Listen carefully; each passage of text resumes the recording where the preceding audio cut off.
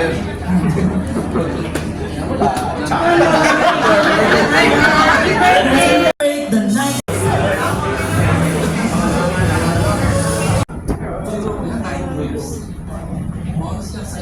Bago po si Brad Arman na kasama niya sa small group meeting namin sa Victory at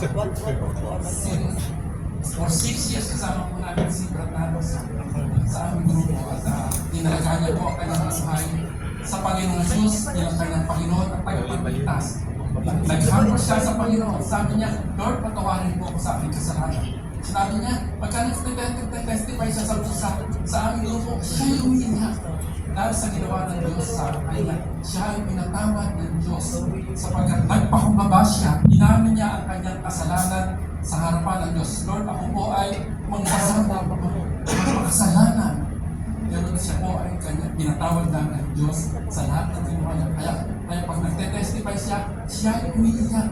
Umiiyak siya sa Panginoon, hindi sa umiiyak siya sa ginawa ng Diyos sa kanya. Kaya salamat na naman, Diyos, blessings. Sa blessings sa aming grupo. At salamat din na pinadala ka ng Diyos sa aming grupo. Okay, let us pray sa ating Panginoon. Tayo po lahat ay merong lahat ng pag-asa. Mahal po tayo ng Diyos. Bata o matalina, meron po lahat tayo pag-asa upang magkaroon ng relationship kay Jesus Christ. Tanggapin lang natin siya bilang ating Panginoon at tagapagligtas, then we will be saved at magkakaroon tayo ng start na relationship natin sa Diyos. Amen po? Okay, let us pray for Brad Nano. Brad Nano, nag-pray ka namin, Lord. Lord, salamat po kay Brad Nano sa oras na ito. Salamat sa sinabi po sa salita sa Isaiah. Even in old age and gray hair, you will be you are with me and I will sustain you and I will bless you and I will protect you. Ito salamat po.